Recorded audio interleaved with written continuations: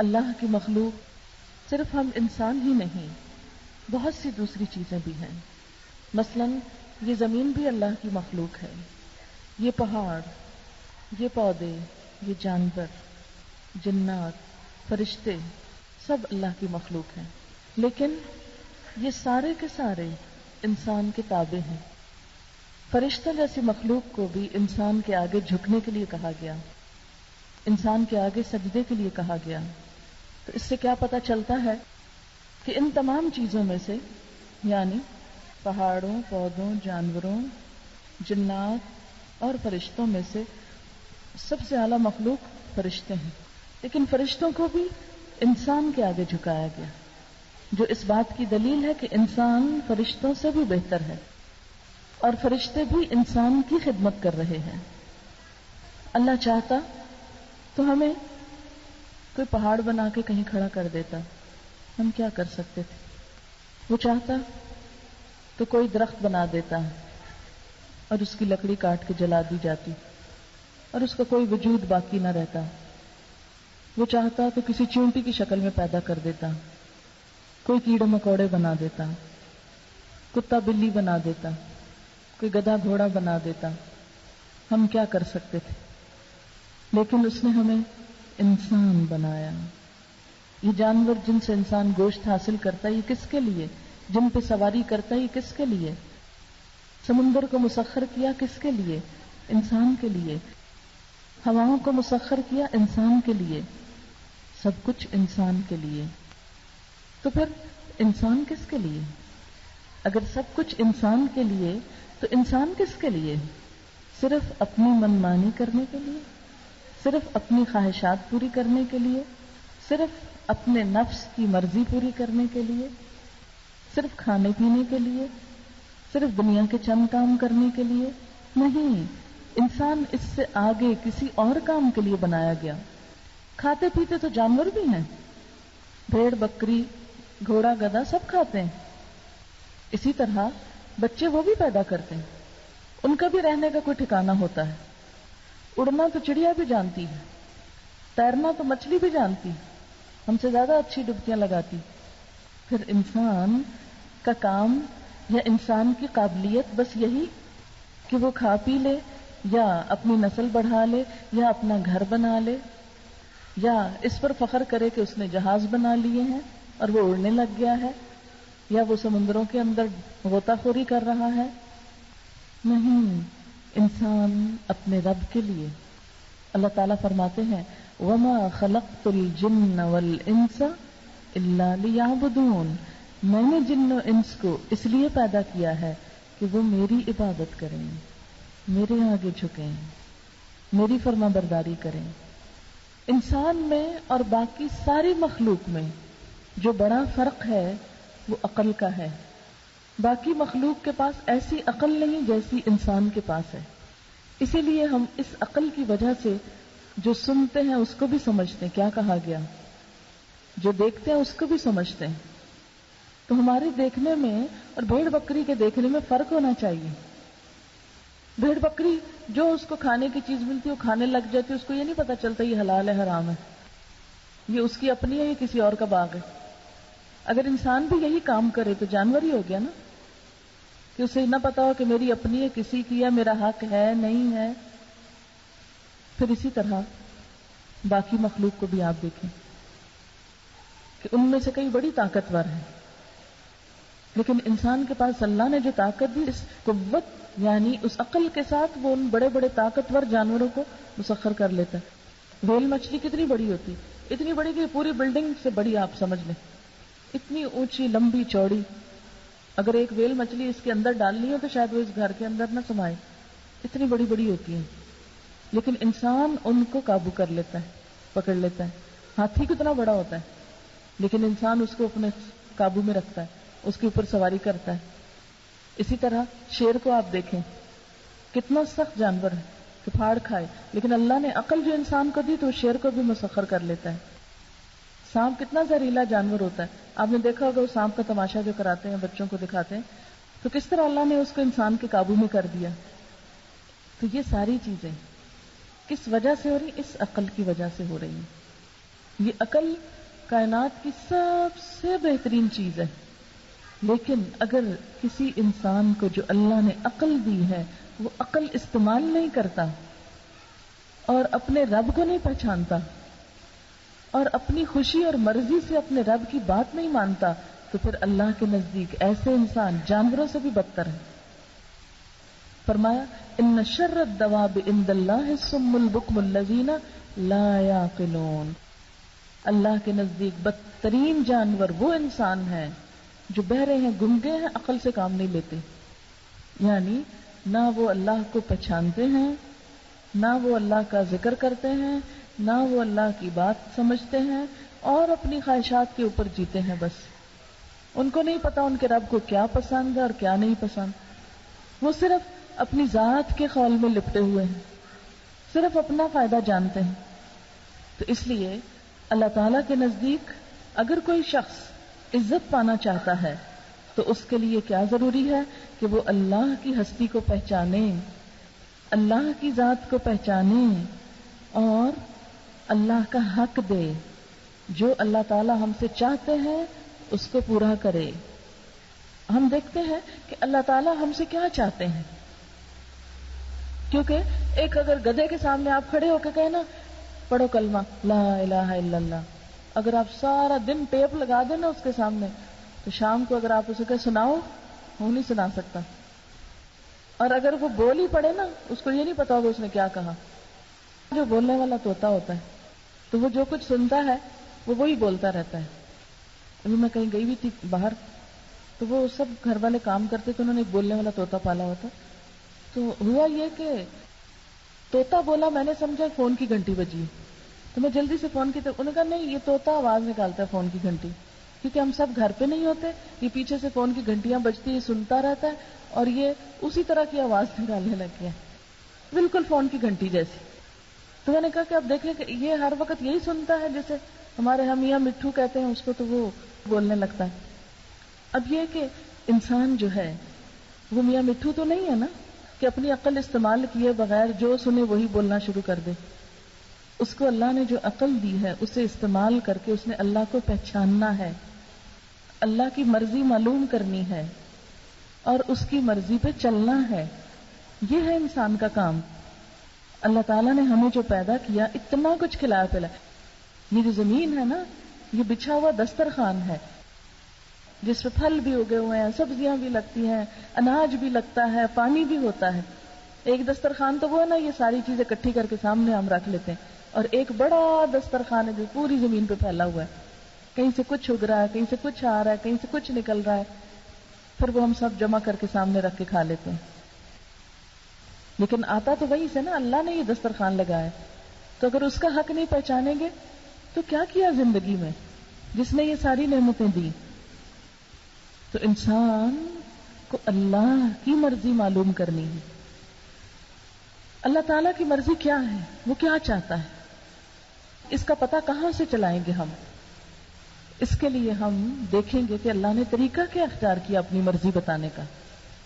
اس نے دنیا میں 1,24,000 پیغمبر بھیجے اور ہر پیغمبر نے آ کے ایک ہی بات کی، اور وہ بات کیا تھی؟ اللہ تعبدوا الا ایاہ، کہ اس کے سوا کسی کی عبادت نہ کرو۔ اور اللہ تعالیٰ نے خود بھی فرمایا وما خلقت الجن والانس الا لیعبدون، میں نے جن و انس کو اس لیے بنایا ہے کہ وہ میری عبادت کریں۔ یہ سب کچھ انسان کے لیے، لیکن انسان اپنے رب کے لیے۔ ہمیں کیوں بنایا گیا؟ کہ ہم رب کی مرضی کے مطابق چلیں، رب کی عبادت کریں، رب کے آگے جھکیں۔ سب پیغمبروں نے آ کے ایک ہی کلمہ پڑھا، اللہ تعبدوا الا ایاہ، کہ تم اللہ کے سوا کسی کی عبادت نہ کرو، کسی کی بندگی نہ کرو۔ اللہ کے علاوہ کسی اور کو الہ بنانا، کسی اور کی بات ماننا، یہ شرک کہلاتا ہے، اور شرک سے انسان کے عمل ضائع ہو جاتے ہیں، ساری عبادتیں، ساری نیکیاں، سب کچھ ضائع ہو جاتا ہے، اس لیے کہ کائنات کی کوئی اور چیز انسان کے علاوہ شرک نہیں کر رہی۔ پوری کائنات، یہ پہاڑ صرف اللہ کی تسبیح کرتے ہیں، کسی اور کے گن نہیں گاتے، کسی اور کی پاکی بیان نہیں کرتے. یہ درخت صرف اللہ کی تسبیح کر رہے ہیں. یہ بہتا سمندر صرف اپنے رب کی یاد میں گنگناتا ہے. قرآن پاک میں آتا ہے وَإِن مِّن شَيْءٍ إِلَّا يُسَبِّحُ بِحَمْدِهِ وَلَٰكِن لَّا تَفْقَهُونَ تَسْبِيحَهُمْ. کوئی چیز ایسی نہیں جو اللہ کی تسبیح نہ کرتی ہو، لیکن تم ان کی تسبیح سمجھتے نہیں ہو. ایک ذرہ جو ہے نا، ذرہ، وہ بھی اللہ کی تسبیح کرتا ہے، وہ بھی اپنے رب کو یاد کرتا ہے. ایک دفعہ نبی پاک صلی اللہ علیہ وسلم نے کچھ پتھروں کی ٹھیکریاں لے کر صحابہ کرام کو یہ سنوایا کہ سنو ذرا یہ کیا کہہ رہے ہیں. جیسے ہم کی آواز سنتے ہیں نا، اس طرح کی آواز آ رہی تھی جیسے مکھیاں بن بناتی ہیں. فرمایا کہ یہ پتھروں کی آواز ہے، پتھروں کی آواز. تو وہ پتھروں کی آواز کیا تھی؟ اللہ کی تسبیح تھی. ایک ایک ذرہ اللہ کی تسبیح کرتا ہے، کسی اور کی تسبیح نہیں پڑھتا. وہ توحید پر قائم ہے. نیچے سے اوپر تک ایک خدا کا نظام چل رہا ہے. یہ سارے آپس میں ایک دوسرے کے ساتھ تعاون کرتے ہیں، ایک دوسرے کے ساتھ کوآرڈینیٹ کرتے ہیں. اسی لیے یہ بارشیں برستی ہیں، اسی لیے زمین رزق اگاتی ہے. اگر یہ ایک خدا کی تابعداری نہ کر رہے ہوتے تو نتیجہ کیا نکلتا؟ کہ مثلا آپ دیکھیں کہ بارش کیسے برستی. اس کا ایک موٹا سا طریقہ یہ ہے کہ سب سے پہلے سورج کی روشنی سمندر پہ پڑتی ہے، وہاں سے پانی بھاپ بنتا ہے، ہوا آتی ہے اور اس پانی کو اپنے اندر سمو کے اوپر اڑ جاتی ہے. اوپر اٹھ کے وہ بادل بن جاتے ہیں. وہ بادل پھر ٹریول کرتے ہیں، وہ پھر جہاں جہاں اللہ کا حکم ہوتا وہاں وہاں بارش برستی. اب آپ دیکھیں اگر ایک خدا کی حکومت نہ ہو ان سب چیزوں پر، اور جیسے مشرک کہتے ہیں مختلف جو بت بنے ہوئے ہیں، یہ ہوا کا دیوتا ہے، یہ سورج دیوتا ہے، یہ سمندر کا دیوتا ہے. کبھی آپ نے یہ باتیں سنی ہی ہوں گی. یہ جو ہندو مختلف بت پوجتے رہتے ہیں نا، ان کے یہاں بھی یہ صحت کا، یہ بیماری کا ہے، یہ رزق کا ہے، یہ قسمت کا، یہ اولاد کا، یہ فلانے کا، یہ فلانے کا. انہوں نے سارے شعبے تقسیم کر رکھے ہیں مختلف لوگوں کے درمیان.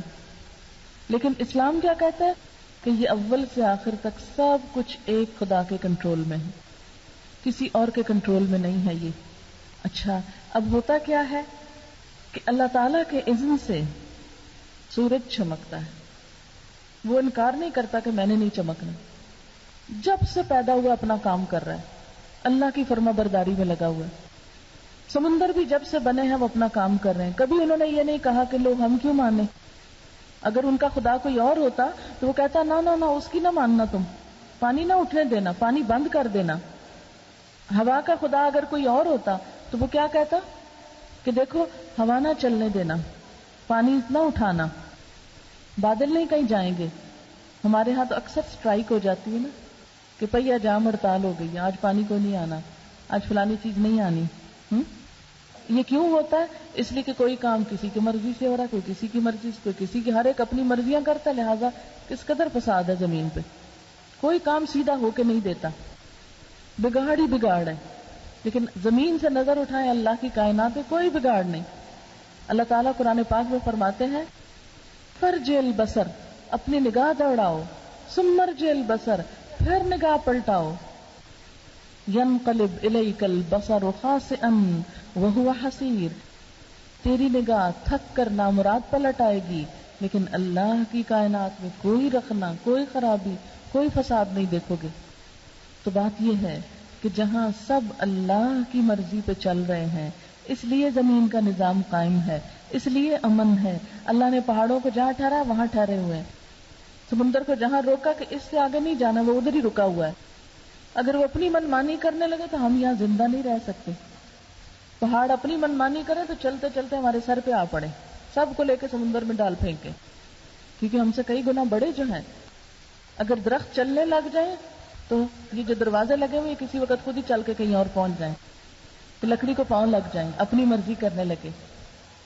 تو کسی چیز کو اللہ نے اس کی مرضی کی اجازت نہیں دی، صرف انسان کو دی ہے کہ اپنی کچھ مرضی کر لو. اسی لیے ہم دل چاہتا بیٹھ جاتے ہیں، دل چاہتا نیچے اتر جاتے ہیں، دل چاہتا کھانے لگ جاتے ہیں، باتیں کرنے لگ جاتے ہیں، جو ہمارا دل چاہتا کرتے جاتے ہیں. باقی مخلوق ایسے نہیں کر رہی.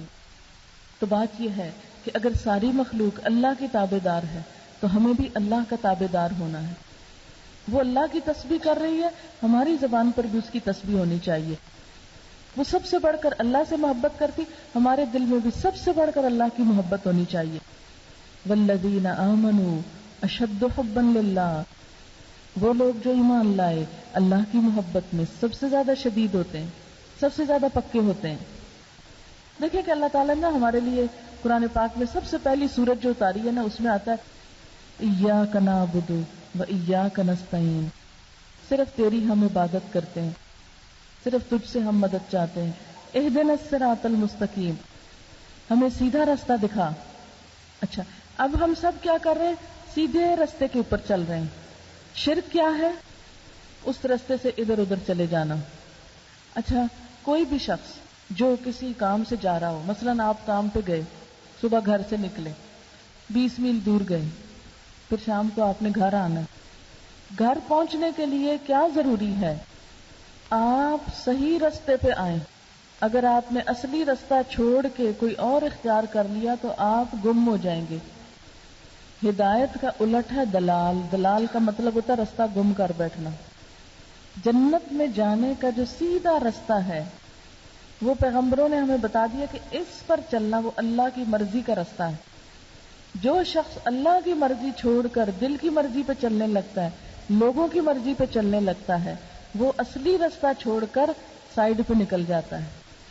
اور جب وہ اصلی رستہ چھوڑ دیتا ہے تو رستہ گم کر دیتا ہے. اسی کو دلالت کہتے ہیں، اسی کو گمراہی کہتے ہیں. وہ بھول گیا، اور جو رستہ بھول جائے وہ اصل مقام تک نہیں پہنچ سکتا، جنت تک نہیں پہنچ سکتا، کیونکہ ہر ٹیڑھا راستہ انسان کو بھٹکا کے نقصان پہ لے جائے گا. اس لیے ہم سب کے لیے کیا ضروری ہے کہ ہم سب اپنی سب سے پہلے ڈائریکشن درست کریں. اور وہ کیا ہے کہ ہر کام میں راضی کس کو کرنا ہے، خوشی کس کی دیکھنی. توحید کا سب سے پہلا سبق کہ نماز ہو یا قربانی ہو، صدقہ ہو یا خیرات ہو، کچھ بھی ہو، کس کے لیے ہے. یہ توحید کا سب سے پہلا سبق ہے. تو وہ اللہ کے لیے. کیوں اللہ کے لیے؟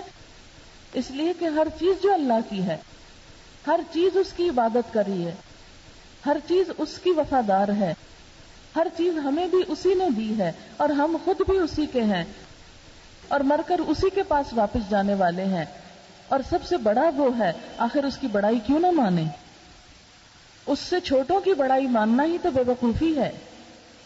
اسی لیے قرآن پاک میں اللہ تعالیٰ نے حضور صلی اللہ علیہ وسلم کو فرمایا، قل، آپ کہیے کیا، ان صلاتی، بے شک میری نماز، و نسکی، اور میری قربانی، و محیایا، اور میری زندگی، و مماتی، اور میری موت، للہ رب العالمین، سب کچھ اللہ رب العالمین کے لیے.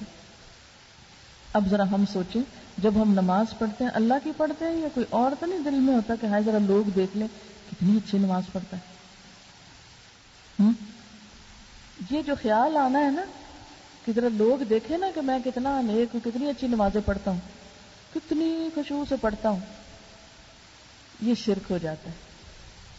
آپ صلی اللہ علیہ وسلم نے فرمایا، ان اخوف ما اخاف علیکم الشرک الاصغر، میں اپنی امت کے بارے میں سب سے زیادہ جس چیز سے ڈرتا ہوں وہ شرک اصغر ہے، چھوٹا شرک. لوگوں نے پوچھا، وما الشرک الاصغر یا رسول اللہ، اے اللہ کے رسول صلی اللہ علیہ وسلم یہ چھوٹا شرک کیا چیز ہے؟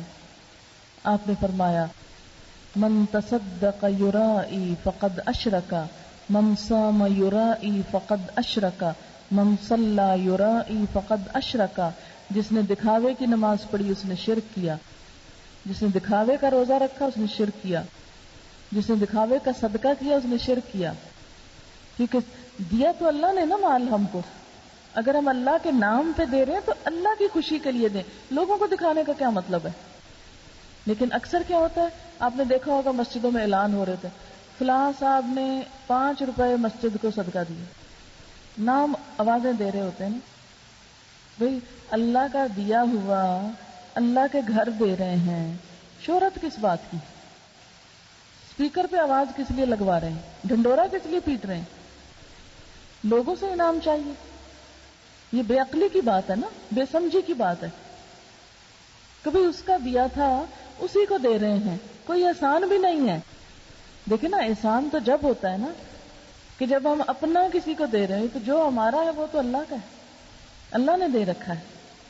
جب اس کا دیا اسی کے نام پہ دے رہے ہیں تو پھر احسان تو کچھ بھی نہیں، تو دکھاوا بھی کسی کا نہیں، کسی اور سے شاباش بھی نہیں لینے کی ضرورت. ہم ذرا سی نیکی کر لیتے نا، پھر ہمارا دل مچلنے لگتا ہے، ہم کو کوئی ذرا جلدی سے شاباش دے دے. یہ دل نہیں مچلنا چاہیے کسی کی شاباش کے لیے. کیوں؟ اس لیے کہ جس قوت سے کام لے کے میں نے سب کچھ کیا وہ اللہ کی دی ہوئی تھی. اللہ ہی شاباش دے رہا ہے، اسی کی شاباش لینی، اسی سے ہی اجر لینا ہے. ایسے سوچنے والے کوئی تعریف کرے کہ نہ کرے وہ نیکی کے اوپر قائم رہتے ہیں. وہ مرتے دم تک اپنا نیکی کا کام نہیں چھوڑتے. ان کے کام میں استقامت ہوتی ہے، وہ جم کے نیکی کا کام کرتے ہیں. اس لیے کہ انہیں انسانوں سے شاباش نہیں چاہیے، انہیں اللہ سے شاباش چاہیے. یہ سبق آپ صلی اللہ علیہ وسلم کو پڑھایا گیا تھا کہ آپ کہیے اور کہہ کے سب کو پھر سنائیے، ان صلاتی، میری نماز، ونسکی، میری قربانی. آپ دیکھیں ہمارے یہاں قربانی میں کیا ہوتا ہے. قربانی کی عید پہ لوگ بکروں کی آوازیں جو ہیں وہ ٹیپ کر کر کے بعض وقت لگاتے ہیں، وہ آپ نے سنا ہوگا، صرف دکھاوا کرنے کے لیے کہ ہم بکرا ذبح کریں، پھر دوسروں کو بتانے کے لیے. یا بڑے سے بڑا بکرا کس لیے خریدیں گے؟ تاکہ سب کو پتا چلے کہ ہم نے سب سے اچھا کیا. یا زیادہ بکرے کریں گے، لوگوں کو پتا چلے کہ ہم کتنے امیر ہیں، زیادہ قربانیاں کرتے ہیں، سب دکھاوے کے لیے. تو اللہ سے اجر صرف اس چیز کا ملے گا کہ جس نے اللہ کے لیے کام کیا ہوگا. اور بس قیامت کے دن انسان کیا کہے گا؟ اپنے عمل لے کے جائے گا نا، اللہ تعالیٰ کہیں گے اس کو بھی نکال دو، اس کو بھی، اس کو، یہ میرے لیے نہیں تھے، یہ جن کے لیے تھے نا ادھر سے جا کے اجر لو، جو کام میرے لیے کیا ہے اس کا انعام میرے سے لو. جیسے مثال کے طور پہ آپ دیکھیں نا، اس پلیٹ کے اندر سونف کے علاوہ کیا الائچی رکھی ہوئی ہے، مصری رکھی ہے، بادام رکھے ہوئے ہیں. اگر میں کسی سے کہوں کہ مجھے سونف لا کے دو اور وہ یہ پلیٹ لے آئے تو میں اسے کہوں گی اس میں سے یہ مصری بھی نکال دو، یہ بادام بھی نکال دو، الائچی بھی نکال دو، یہ بھی نکال دو، بس خالی سونف چاہیے، خالص.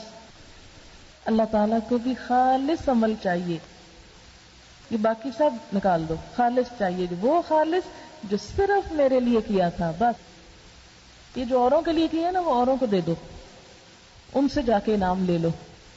تو شرک کا سب سے پہلا کام جو عام زندگی میں ہوتا رہتا ہے وہ کیا ہے؟ دکھاوا، ریاکاری، لوگوں سے شہرت پانا، لوگوں کو خوش کرنے کے لیے جان مارنا، اور اس بات پہ پریشان رہنا ہائے لوگ کیا کہیں گے، ہماری تو ناک کٹ جائے گی، ہماری تو بےزتی ہو جائے گی.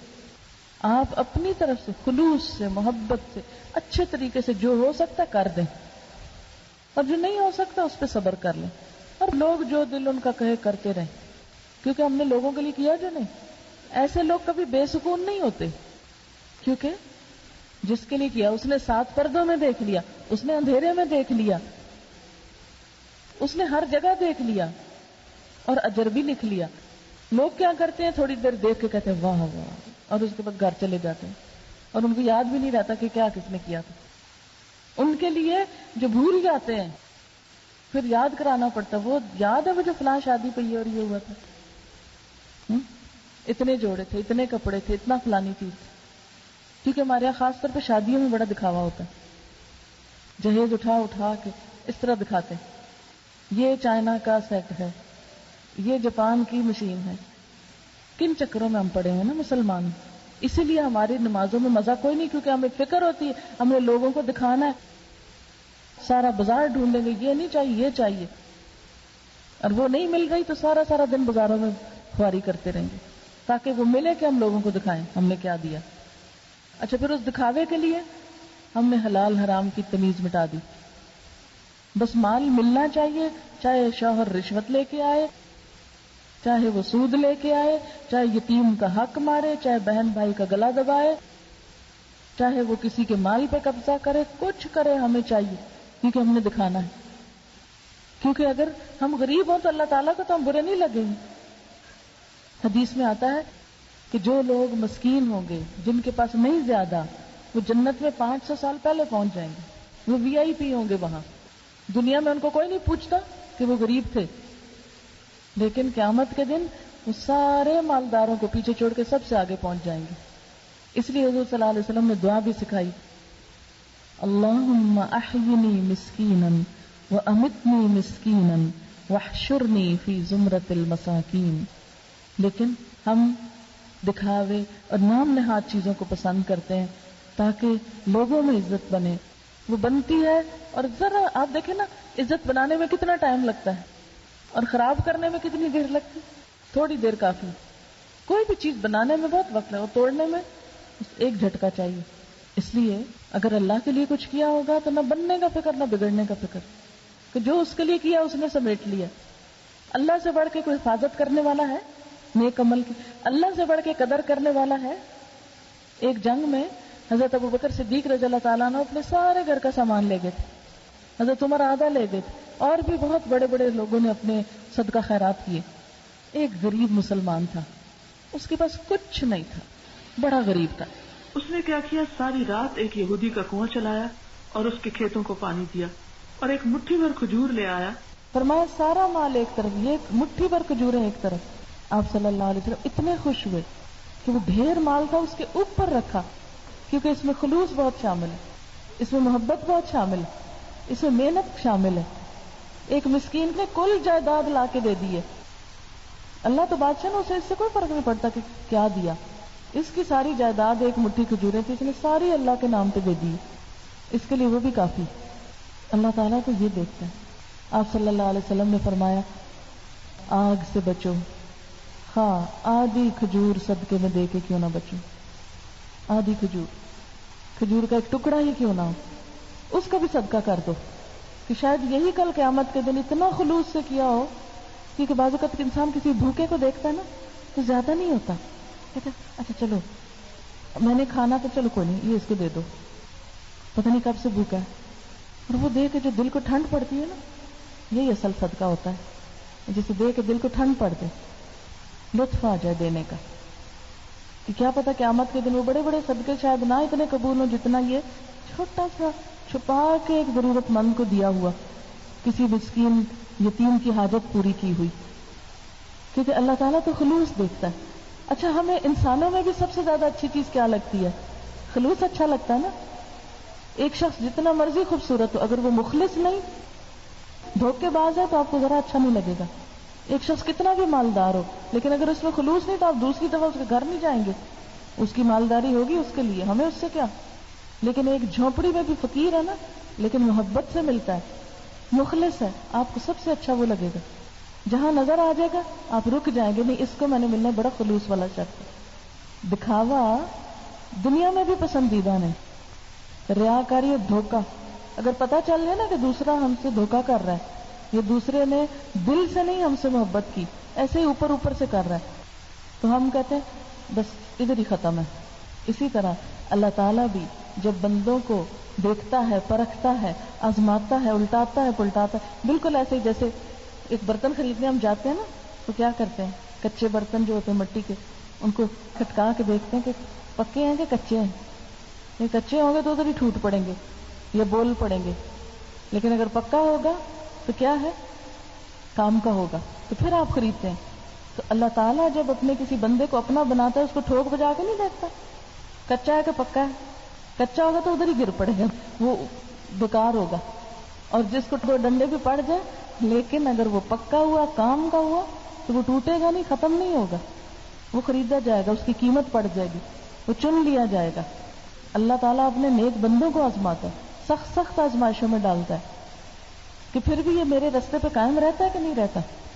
ہمارا حال کیا ہوتا ہے، ذرا سا کوئی نیکی کا کام کرے، مشکل آ جائے، ہم کہتے ہیں جس دن سے نماز شروع کی ہے مشکلیں آ گئی. اکثر لوگوں کو میں نے کہتے سن، قرآن پڑھنا شروع کیا، مصیبت پہ مصیبت آ رہی ہے، پتہ نہیں کیا ہوگی. اور کئی لوگ کہتے ہیں وظیفہ الٹ گیا. یہ ایک اور بات ہے عجیب و غریب، وظیفہ الٹا پڑ گیا ہے. کیا اللہ کا ذکر الٹا پڑ سکتا ہے؟ کتنی حیرت کی بات ہے نا. بعض اوقات کہتے ہیں نا اتنا نہ پڑھو دماغ خراب ہو جائے گا. یہ سب باتیں شیطان کی باتیں ہوتی. وہ کیا چاہتا ہے کہ بندے اللہ کی طرف نہ رجوع کریں. ساری ساری رات لوگ ناچتے ہیں، کوئی نہیں ان کو کہتا دماغ خراب ہو جائے گا، بس کرو. سویر تک گانا بجانا ہوتا رہتا ہے. ڈانس بھی ہوتا ہے اور سارے بیٹھے ہوتے ہیں, کرنے والے بھی نہیں تھکتے, دیکھنے والے بھی نہیں تھکتے, نہ ان کا دماغ خراب ہوتا ہے کسی کا. لیکن اگر کوئی تہجد پڑھ کے, اب سے تہجد پڑھنے لگ گئی ہے, اس عمر میں تہجد شروع ہو گئے, بس کرو. مائیں اپنی بیٹیوں کو روکتی, ڈر جاؤ گی, اعتکاف نہ کرنا, پتہ نہیں کیا بلا نظر آئے گی, ڈر جاؤ گی تم. یہ سارے شیطان کی پلائی ہوئی باتیں ہیں. یہ وظیفہ گرم ہوتا ہے, کہاں سے گرمی آ گئی اس میں؟ اللہ کا نام ہے وہ. بعض صورتیں گرم, یہ کدھر لکھا ہے؟ وہ تو لکھا ہے یہ مدنی ہے, یہ مکی ہے, یہ کہیں نہیں لکھا ہوا گرم ہے کہ ٹھنڈی ہے. یہ خود ساختہ دین بنایا ہوا ہم نے اپنی مرضی کا. یہ کہہ رہی ہے کہ آیت کریمہ کہتے ہیں گرم ہوتا ہے. یہی تو میں کہہ رہی ہوں کہ کس نے کہا کہ گرم ہوتا ہے؟ کچھ گرم سرد نہیں. اصل بات یہ ہے کہ جب اللہ کا ذکر کیا جاتا ہے نا تو اس وقت شیطان بہکاتا ہے, کیونکہ جتنا آپ اللہ کی طرف جائیں گے اتنا وہ پیچھے بھاگے گا. آپ کہا یہ کدھر جا رہا ہے, اس کو پکڑ لاؤ, کسی طرح اس کو چھڑا دو, بھلا دو. یہ سب کچھ کرے, اللہ کا ذکر نہ کرے. پھر وہ ڈراتا ہے, اور وہ کیا کہتا ہے؟ صدقہ کرنے لگے خوف دلاتا ہے, بھوکے مر جاؤ گے, تمہارے بچوں کا کیا بنے گا, خود کہاں سے کھاؤ گے, فلانی ضرورت کیسے پوری ہوگی. صحابہ کرام نے تو یہ نہیں سوچا. حضرت ابوبکر جب اپنا سامان اٹھا کے لے جا رہے تھے, انہوں نے تو نہیں سوچا تھا کہ پیچھے کیا ہوگا. آپ کو پتا کہ اللہ کے رسول صلی اللہ علیہ وسلم نے ان سے پوچھا تھا گھر میں کیا چھوڑ کے آئے, انہوں نے کیا جواب دیا؟ اللہ اور اس کا رسول, ان کی محبت ہے بس کافی ہے, یہ چیز کافی ہو جائے گی ان کو. اللہ رازق موجود ہے, اللہ زندہ ہے, ہمیشہ زندہ رہے گا. انسان تو ختم ہو جاتے ہیں, رزق کو انسانوں کے ہاتھ میں, تو اللہ کے ہاتھ. کمزوری ہمارے اپنے ایمان کی ہوتی, ہم جیسا اللہ کے بارے میں سوچتے وہ اسی طرح ڈال دیتا ہم کو. پھر اسی طرح ہم دیکھتے ہیں کہ شرک جو ہے سب سے بڑا گناہ ہے. ابن مسعود پوچھتے ہیں یا رسول اللہ صلی اللہ علیہ وسلم سب سے بڑا گناہ کون سا ہے؟ فرمایا اللہ کے ساتھ کسی کو شریک کر لینا, یعنی اللہ کی مرضی کے ساتھ کسی اور کی مرضی, اس کی ذات کے ساتھ کسی اور کی ذات. اچھا ہمارے یہاں بھی یہ باتیں مشہور ہیں, اولاد نہ ہو فلانے دربار پہ جاؤ اولاد ہوگی, کتنی عام ہے یہ بات. رزق نہ ہو تو فلانی جگہ پہ جاؤ. اس کا مطلب کیا اللہ تعالیٰ نعوذ باللہ عاجز ہو گئے؟ اللہ کی رسی کو پکڑو, ایاک نعبد, صرف تیری ہم عبادت کرتے, و ایاک نستعین, صرف تجھ سے مدد چاہتے ہیں, کسی اور کی مدد نہیں چاہیے ہم کو. حضرت معاذ کی حدیث میں ہے کیا تم جانتے ہو کہ خدا کا حق بندوں پہ کیا ہے؟ یہ کہ اسی کی عبادت کریں, کسی کو اس کی عبادت میں شریک نہ کریں. دوسری حدیث میں ہے کہ تم میں سے کوئی یہ نہ کہے جو خدا چاہے اور جو آپ چاہیں. ہمیشہ کیا کہنا چاہیے؟ بس جو اللہ چاہے. یہ نہیں کہنا چاہیے جو اللہ چاہے اور جو تم چاہو, نہ, یہ بھی شرک ہو جاتا ہے. بس جو اللہ چاہے, کیونکہ چاہت تو اللہ کی چلتی ہے نا, بندوں کی تھوڑی چلتی. ہمارے چاہنے سے کیا ہوتا ہے؟ قرآن پاک میں آتا وما تشاءون الا ان یشاء اللہ, تمہارے چاہنے سے کچھ نہیں ہوتا جب تک اللہ نہ چاہے. طفیل بن سنجرہ حضرت عائشہ کے ستیلے بھائی تھے. کہتے ہیں کہ میں نے خواب میں چند یہودیوں کو دیکھا تو ان سے پوچھا کہ تم کون ہو؟ انہوں نے کہا ہم یہود ہیں. میں نے کہا افسوس تم میں بڑی خرابی ہے کہ تم عزیر کو خدا کا بیٹا مانتے ہو. انہوں نے کہا تم بھی اچھے لوگ ہو لیکن افسوس تم کہتے ہو جو خدا چاہے اور جو حضور صلی اللہ علیہ وسلم چاہے, تو یہ بھی تو شرک. پھر میں نصرانیوں کی جماعت کے پاس گیا, ان سے بھی پوچھا, انہوں نے بھی یہی جواب دیا. میں نے کہا افسوس تم مسیح کو خدا کا بیٹا مانتے ہو. انہوں نے جواب دیا کہ تم بھی تو حضور صلی اللہ علیہ وسلم کو اللہ کے ساتھ شریک کر دیتے ہو. ہمارے یہاں کتنا عام ہے جو اللہ چاہے جو رسول صلی اللہ علیہ وسلم چاہے, نہیں, صرف اللہ چاہے.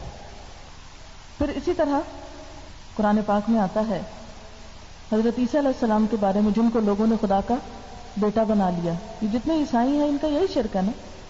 قرآن پاک میں اللہ تعالیٰ فرماتے ہیں حضرت عیسیٰ کی زبانی انی عبداللہ, میں اللہ کا بندہ ہوں, بیٹا نہیں ہوں, کون ہوں؟ بندہ ہوں, مخلوق ہوں. آتانی الکتاب, اس نے مجھے کتاب عطا کی, کون سی؟ انجیل. وجعلنی نبیا, اور مجھ کو نبی بنا کے بھیجا.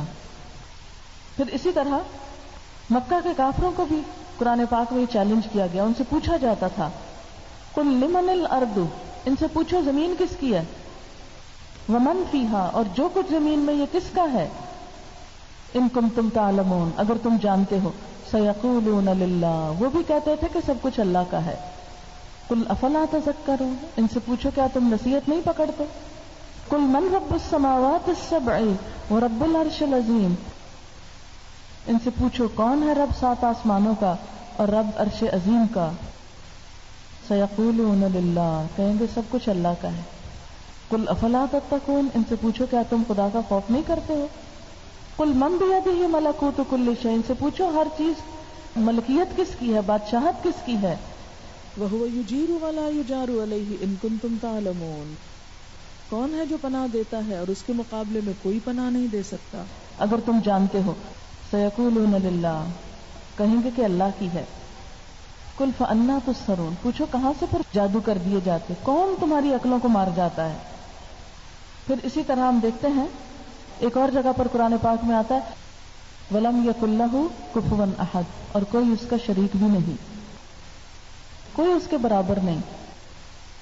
لَيْسَ كَمِثْلِهِ شَيْءٌ، اس کی مانند کوئی چیز نہیں، اس جیسی کوئی چیز نہیں، سب سے بڑا ہے وہ. لیکن افسوس ہم مسلمانوں کے حال پر کہ نماز میں تو کہتے ہیں سب سے بڑا ہے وہ، اللہ اکبر اللہ اکبر اللہ اکبر، اللہ سب سے بڑا ہے. لیکن ہماری عام روزمرہ زندگی میں کیوں نہیں اللہ بڑا؟ کوئی آ جائے تو ہم نماز چھوڑ کے بیٹھ جاتے. اللہ تعالیٰ بلا رہے ہیں حی علی الصلاۃ، آؤ نماز کی طرف، اور ہم بیٹھ جاتے ہیں لوگوں سے باتیں کرنے. کبھی سو جاتے ہیں، کبھی بازار چل پڑتے ہیں، اور اللہ تعالیٰ بلاتے رہتے ہیں آؤ نماز کی طرف. آپ دیکھیں کہ دن میں 5 دفعہ اللہ تعالیٰ بلاتے ہیں. کتنی دفعہ ہم جاتے ہیں؟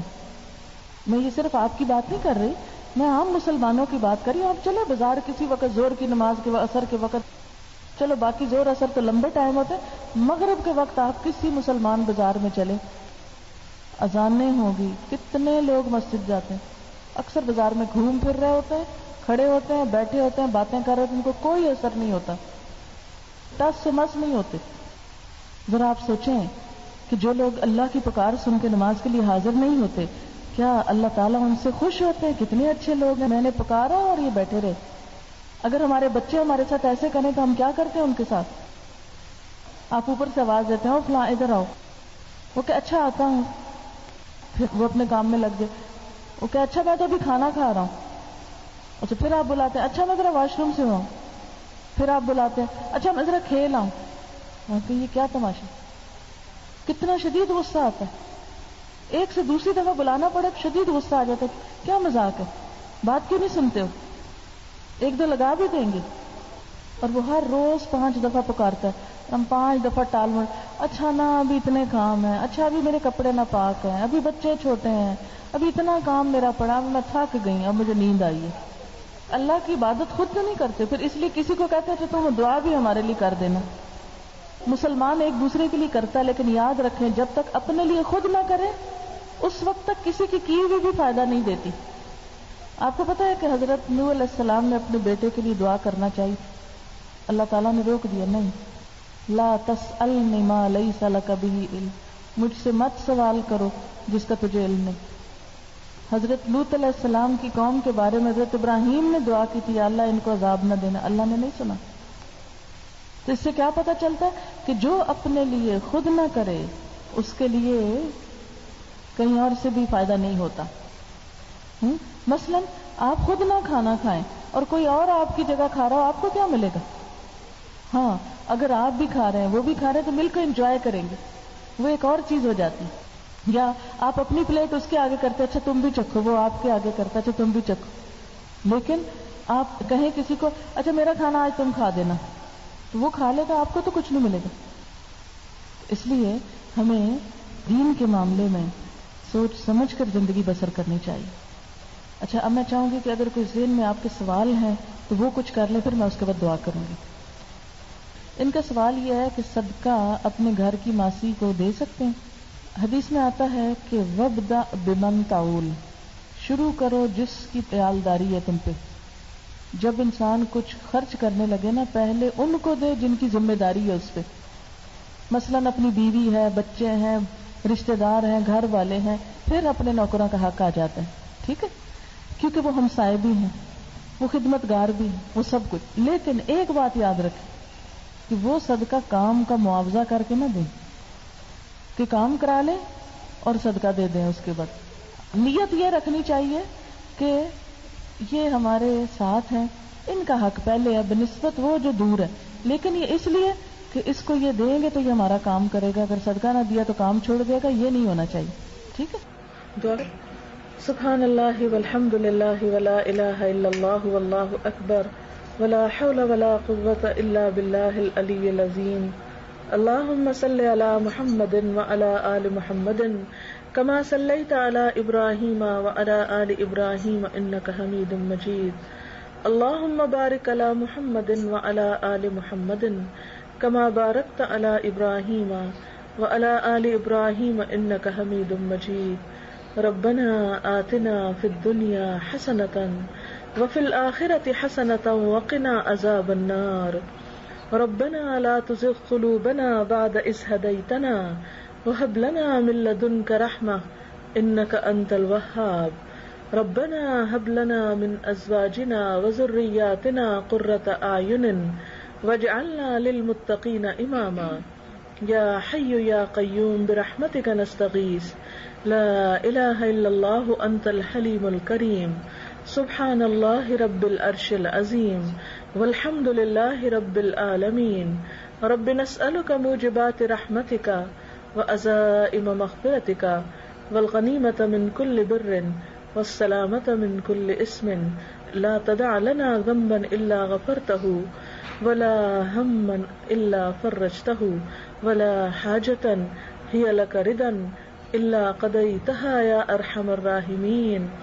یا اللہ پاک جو کچھ ہم نے پڑھا ہے اگر اس میں کوئی بات آپ کو ناپسند ہو تو ہم سے درگزر فرما دیجیے. یا اللہ ہمارے گناہوں کو معاف کر دیجیے اور جو بات آپ کی پسند کی ہو ہمیں اس پر عمل کرنے والا بنائیے اور قبولیت عطا فرمائیے. یا اللہ تو ہمارے تمام دکھوں کو، غموں کو، پریشانیوں کو دور فرما. اس گھر پر اپنی خیر و برکت نازل فرما. آنے والوں کے دلوں کی دعاؤں کو قبول فرما. ہماری اولادوں کو ہماری آنکھوں کی ٹھنڈک بنا. یا اللہ تو ہم سب کو رزق حلال عطا فرما، حرام سے بچا. یا اللہ ہماری اولاد کو دنیا اور آخرت کی کامیابی عطا فرما، انہیں نیکی کی توفیق عطا فرما، برائیوں سے بچا.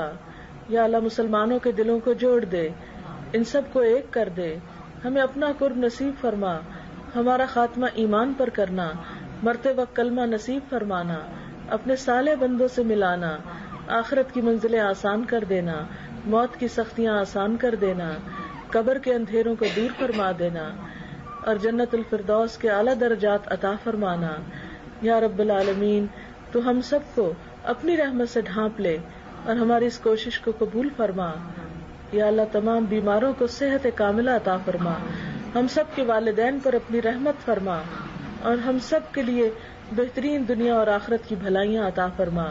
ربنا تقبل منا انك انت السميع العليم وتب علينا انك انت التواب الرحيم. وصلى الله تعالى على خير خلقه محمد وعلى آله واصحابه واهل بيته اجمعين برحمتك يا ارحم الراحمين. الہی آمین.